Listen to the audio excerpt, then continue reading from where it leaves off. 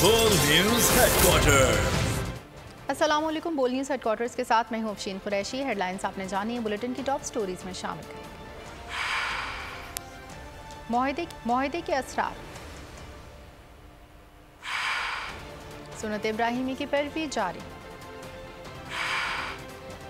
FC जवानों के लिए खुशखबरी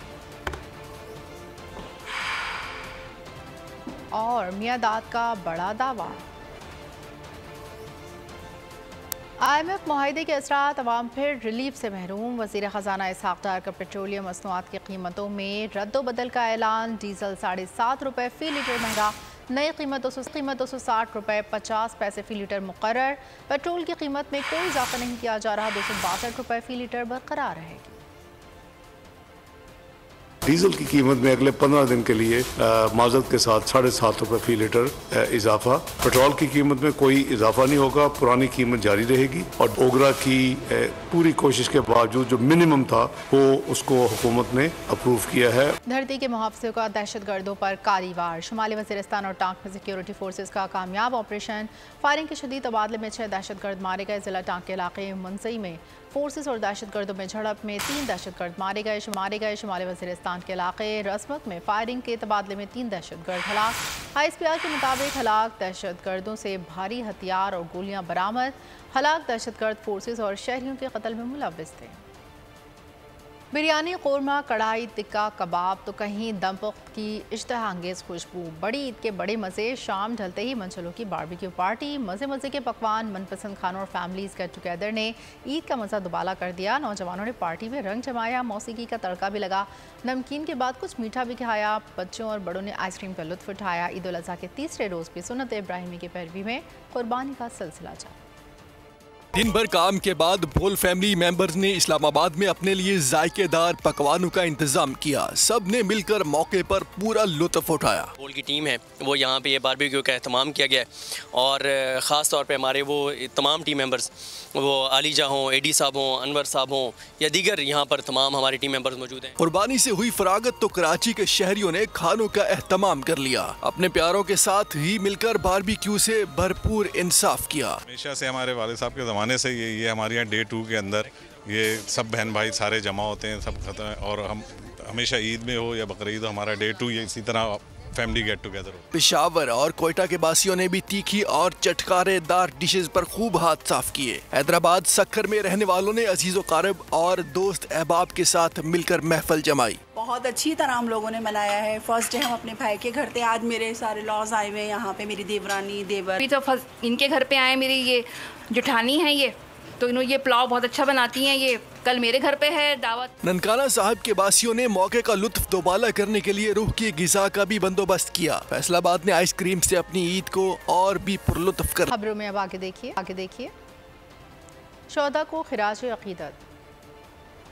बड़ी ईद पर बड़े पकवान ना खाए जाएं, ऐसा तो मुमकिन नहीं। तिब्बी माहिरीन कहते हैं ईद कुर्बा पर गोश्त खाएं ज़रूर, लेकिन हाथ हल्का रखें।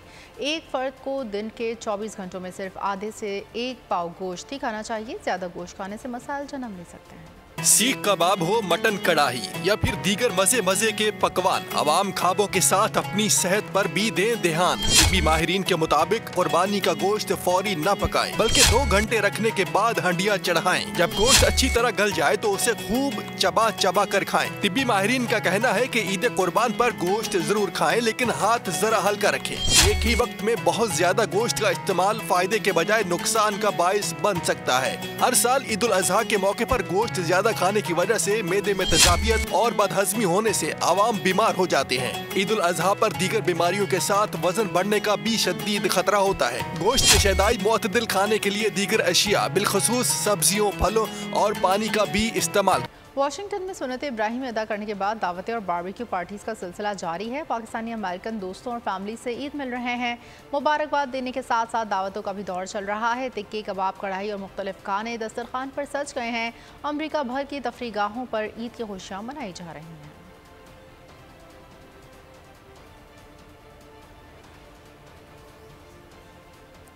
कौम को ईद की खुशियाँ मुबारक। पाक फौज कौम की हिफाजत के लिए हर दम तैयार। शुमाली वज़ीरिस्तान से पाक फ़ौज के जवानों का खुसूसी पैगाम, कहा ऐसी बहुत सी ईद कौम की हिफाजत के लिए कुर्बान करने को तैयार हैं। सिंध रेंजर्स का कहना था पाक फ़ौज के साथ मिलकर मुल्की सरहदों की हिफाजत को अपना फ़ख्र समझते हैं। रेंजर्स और पाक फ़ौज की कुर्बानियों की बदौलत कौम सुकून से ईद मनाती है। ईद कुर्बा पर जान कुर्बान करने वाले शौहदा को कौम का खिराज अक़ीदत। शौहदा के अहल खाना को बच्चों की शहादत पर फ़ख्र, कहा मेजर अली सलमान शहीद की वालिदा का कहना था कि बेटा जब छुट्टी पर आता है तभी हमारी ईद होती है। लेफ्टिनेंट नासिर की वालिदा बोली, बेटे के साथ बहुत खूबसूरत यादें हैं। सिपाही ज़हीर अहमद शहीद की वालिदा को वतन की खातिर बेटे की शहादत पर फ़ख्र। लांस नाइक गुल खान शहीद के भाई का मुल्क के लिए जान कुर्बान करने का आज़म। वो आता था ना छुट्टी, तो वही हमारी ईद होती थी।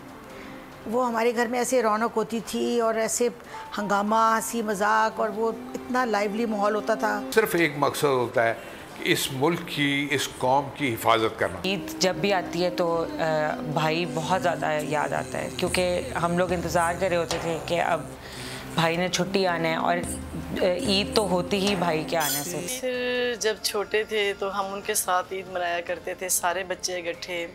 पहले नमाज़ पढ़ने जाते थे, फिर वापस आके तो फिर खाना बना होता था, फिर दुआ करते थे। नासिर 2020 में 3 सितंबर को वज़ीरिस्तान में शहीद। शहजादी में जो नालवा, ज़हीर में जो पुत्रा, माँ के फ़ख्र, वतन ते कई ज़हीर शहीद थी वजन, माँ के फ़ख्र। तो मेरे भाई लासना गुल खान अफसी में शहीद हो गया, तो मुझे उसको बहुत बड़ा फ़ख्र है। लास्ट कस्ते बचन था आरफ शौक हम बूता होती मुल्के होती कौमें वास्ता, और अल्हम्दुलिल्लाह शौक होती पूरा को शौक मैंने वास्ता चीज़ें आते माते का वास्ता वारान वास्ता आते पता चला कि हमने अल्लाह का शुक्रगुजार किया है कि हमने शहीद के भाई, उन्होंने अपने आप को कौम के लिए और दीन के लिए कुर्बान कर दिया।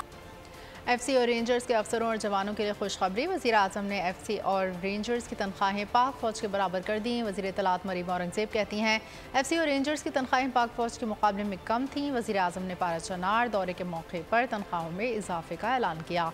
वज़ीर आज़म ने इक़दाम एफसी और रेंजर्स की मुल्क कौम के लिए खिदमात और कुर्बानियों का एतराफ़ भी किया।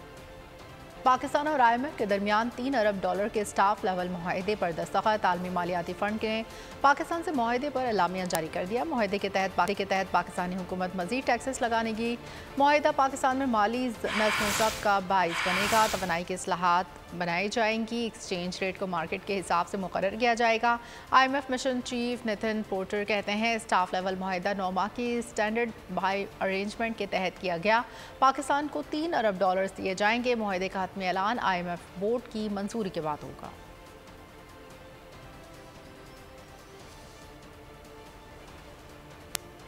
एक हाथ में कशकोल दूसरे में ढोल। वज़ीर आज़म शहबाज शरीफ कहते हैं पाकिस्तान डिफ़ॉल्ट के खतरे से बच गया। IMF से मुआहदा हो गया, मजबूरी में कर्ज लेना पड़ा। 9 माह में $3 अरब मिलेंगे। दावा किया कि कुर्बानी गरीब आवाम नहीं श्राफिया देगी। IMF से मुआहदा लम्हा फ़ख्रिया नहीं बल्कि लम्हा फ़िक्रिया है। मुआशी इस्तेहकाम के लिए सख्त फैसले किए। दुआ है कि IMF के पास दोबारा न जाना पड़े।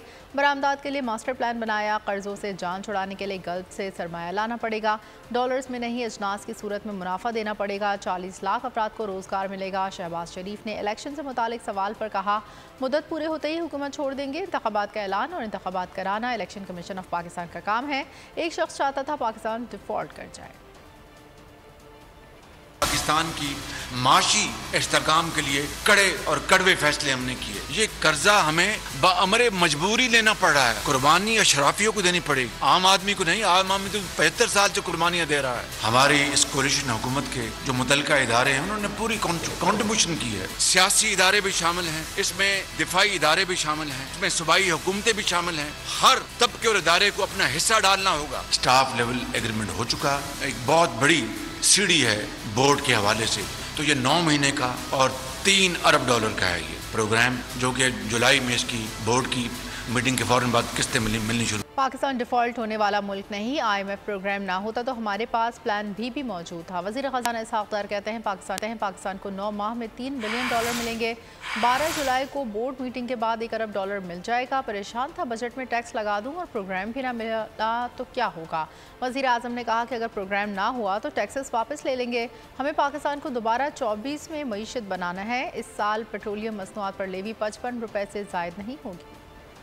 इस SPA प्रोग्राम में अभी आ चुके हैं। प्रोग्राम साइन हो चुका है। 12 जुलाई को टेंटेटिवली बोर्ड मीटिंग तय हो गई है। बोर्ड मीटिंग के विद इन 3-4 डेज नॉमी जो रिव्यू होता तो जो पैसे 1.1 बिलियन मिला था वो मिल जाएगा, जिसमें 2.5 बिलियन अभी जो हमारा प्रोग्राम में बाकी रहता तो वो डल चुका है। अगर खुदा ना खास्ता IMF ना होता, we had very active proactive plan B. अफवाज पाकिस्तान के जो सिपा सलार हैं वो अपना बहुत ज्यादा प्रोएक्टिवली उसमें अपना हिस्सा डाल रहे हैं। चाइना ने बड़ी कॉपरेशन की, हम उसके मशहूर है। पेट्रोलियम डेवलपमेंट ने पहले जो सोच थी कि जिसको अनलिमिटेड फेडरल गवर्नमेंट को ये पावर दे दी जाए, लिमिट क्या किया है कि अब उसके ऊपर जो वाइंडिंग ऑफ स्पीड चल रही है, मैंने उसको अमेंड करके 60 रुपए प्राइम मिनिस्टर की इजाजत से किया है कि 60 रुपए मैक्सिमम होगी। पाकिस्तान इज सॉल्वेंट कंट्री, उसकी मिनिमम जो एस्टिमेट है वो $6000 बिलियन है। मुआहिदा इलेक्शन तक मुल्क को दिवालिया होने से रोक सकता है, मौशी चैलेंजेस कम नहीं होंगे। हमाद अजहर का ट्वीट लिखा, IMF से स्टैंड बाय मुआहिदा कड़ी शराइत के साथ है। अवाम मज़ीद महंगाई की सूरत में कीमत अदा करेंगे। PDM 14 माह में मामला संभाल नहीं सकी, नई मुंतखब हुकूमत को IMF के साथ फिर बैठना होगा। फ़ारूक हबीब ने ट्विटर पैगाम में लिखा कि नवाज शहबाज जरदारी बैरून मुल्क बड़ी लूटी हुई दौलत पाकिस्तान में वापस लाई जाए, वरना ये कर्जे फिर से इन हुक्मरानों के पेट का ईंधन बन जाएंगे। शेख रशीद ने IMF की शराइत पब्लिक करने का मुतालबा कर दिया। कहा, IMF के साथ साथ क्या शराइत तय हुई अवाम को बताना होगा। 300 अरब रुपए टैक्स अवाम पर लगा है, ये गढ़ा आने वाली हुकूमत के लिए खोदा गया है।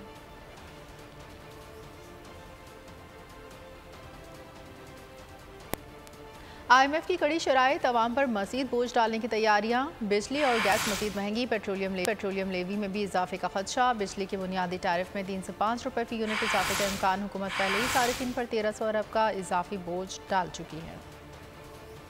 रुपए को इस्तेहकाम मिलेगा, मगर IMF प्रोग्राम पाकिस्तान के लिए आसान नहीं। मुआशी तज्ज़ियाकारों और ताजरों का IMF मुआहदे पर रद्द अमल। साबिक चेयरमैन FDR शबर ज़ैदी कहते हैं फ़ॉरेन करेंसी के मसाइल का ये मुकम्मल हल नहीं। IMF की शराइत में असूल होते हैं कि हर आदमी टैक्स देगा। माहिर मईशत खाकान नजीब ने कहा, IMF से होने वाला मुआहदा पाकिस्तान के कलीदी मसाइल को हल नहीं करेगा। खुर्रम शहजाद ने बताया, IMF मुआहदे में जाने का मतलब है कि पेट्रोलियम और एनर्जी सेक्टर्स में टैक्सेस का इजाफा होगा। आबिद सुलहरी कहते हैं, वक्ती रिलीफ मिल गया, असल चैलेंज महंगाई कंट्रोल करना है। जुबैर मोतीवाला ने कहा, गैर मुल्की सरमायाकारों का एतमाद बहाल होगा, रुपया तगड़ा होगा। स्टैंड बाय 9 माह का $3 अरब का हुआ, ये एक साइ ऑफ रिलीफ है। पाकिस्तान $4 अरब के एक डिफिकल्ट बैलेंस ऑफ पेमेंट्स के चैलेंज में खड़ा हुआ है। पाकिस्तान की सारी जो एक्सटर्नल सपोर्ट है वो इस वक्त रुकी हुई है। याद रखिए कि हम इस जगह पर भी ना खड़े होते अगर चाइना ने पाकिस्तान को बैक स्टॉप ना किया होता और रीप्रोफाइलिंग ऑफ डेट और रीफाइनेंसिंग ऑफ डेट ना की होती। पाकिस्तान के लिए अगले 9 माह के लिए ये एक डर है। इसको इस तरह समझना चाहिए कि ये पाकिस्तान के कलीदी मसाइल को हल नहीं करेगा, पर पाकिस्तान को एक स्पेस दे रहा है, पाकिस्तान को एक टाइम दे रहा है। ये एक अच्छी डेवलपमेंट है। काफी जो है तकदीर के बाद IMF जो है नए मुआहदे में जो है वो ऑन बोर्ड आया है। मेरे ख्याल में इसमें हमें रूम मिल गया है 6 से 9 महीने का। कुछ एनर्जी की प्राइसेस मजीद बढ़ सकती हैं, बिजली की कीमतें बढ़ सकती हैं, इंटरेस्ट रेट शरती जो ऊपर रह सकती है। तो 6 महीने में मेरे ख्याल में रूम इसलिए मिला है कि इंटरिम गवर्नमेंट आए और इंटरिम गवर्नमेंट भी बड़ा सोच समझ के लाई जाएगी ताकि उसमें कुछ ऐसे लोग हों जो कि IMF के साथ डील कर सके। IMF डील से दोस्त ममालिक और आलमी इदारों ने मज़ीद फंड्स की राह हमवार हो गई। सऊदी अरब और $2 अरब और मुत्तहिदा अरब अमारात से $1 अरब मिलने का इम्कान। दोनों ममालिक पाकिस्तान को फंड्स देने के लिए IMF को यकीन दहानी करा चुके। आलमी बैंक, ADB और इस्लामी तरक्याती बैंक से पाकिस्तान को मज़ीद फंड्स मिलेंगे। IMF से मुआहदे के असरात पाकिस्तान का यूरो बॉन्ड भी आलमी सतह पर बेहतर होने लगा। माह जुलाई के लिए LPG की कीमतों में नुमाया कमी। LPG गैस फी किलो 19 रुपये 45 पैसे तक सस्ती कर दी गई। ओगरा ने माह जुलाई के लिए कीमतों में कमी का नोटिफिकेशन जारी कर दिया। LPG का 11.8 किलो का घरेलू सिलेंडर 229 रुपये 54 पैसे का सस्ता हुआ। जारी नोटिफिकेशन के मुताबिक घरेलू सिलेंडर की नई कीमत 2092 रुपये 13 पैसे मुकर्रर। जून में घरेलू सिलेंडर की कीमत 23 रुपये 67 पैसे थी।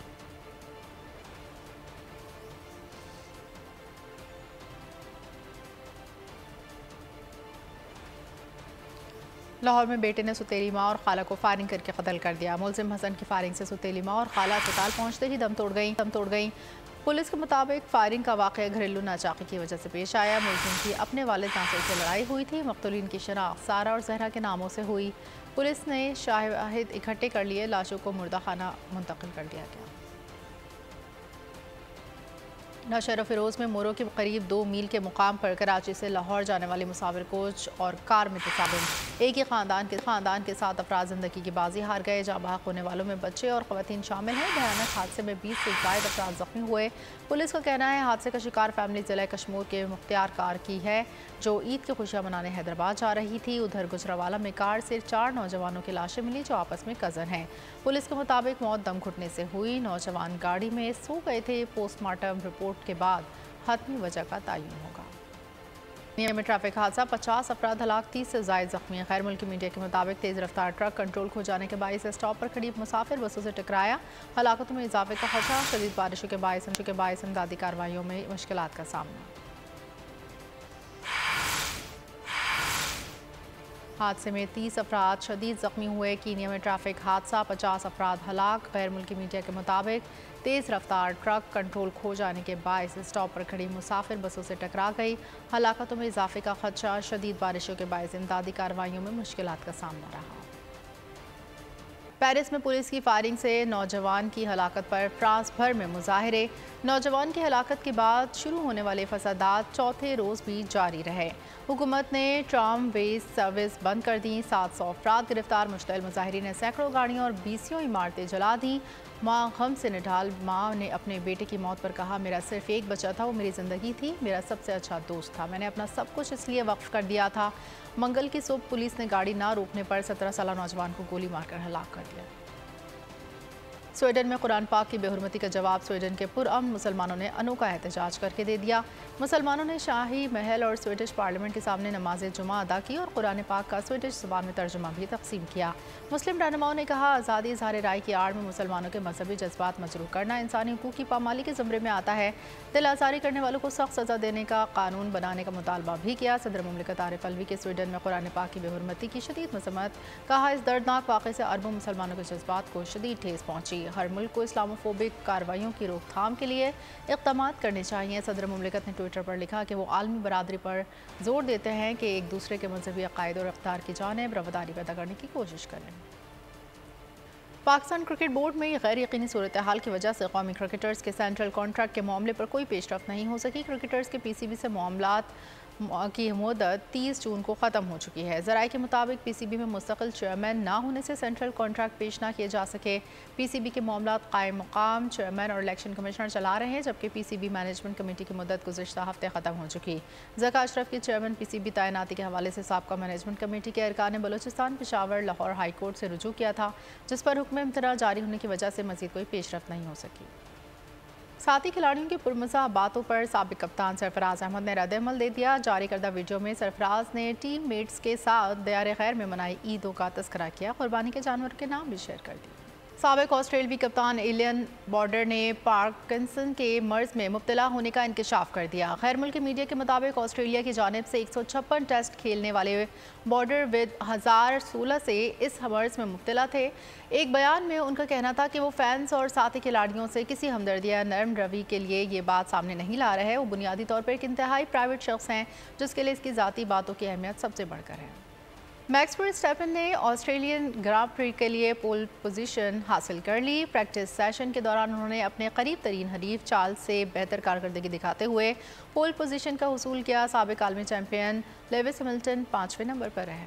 चेयरमैन PTI को वज़ीर आज़म मैंने बनवाया था। निजी TV चैनल के प्रोग्राम में जावेद मियादाद ने बड़ा इंकशाफ कर दिया। उनको वज़ीर आज़म बनाया, जिस पर उनको मुझे शुक्रिया कहना चाहिए था, लेकिन मेरा शुक्रिया अदा नहीं किया, जिस पर अफसोस हुआ।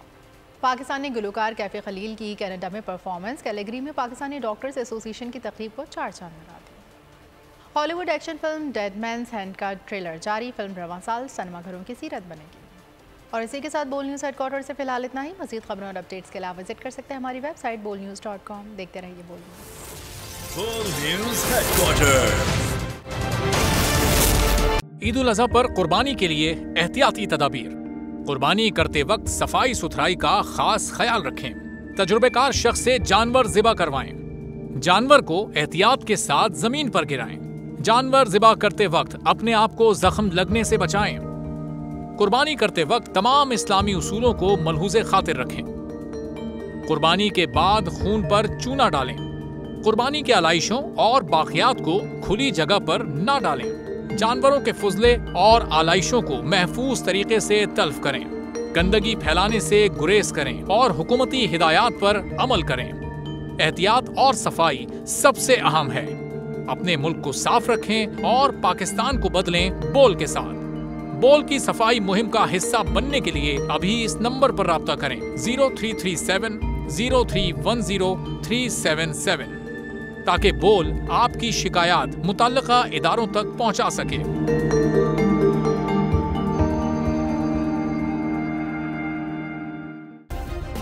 सब्सक्राइब करें और बेल दबाएं ताकि कोई खबर रह न जाए।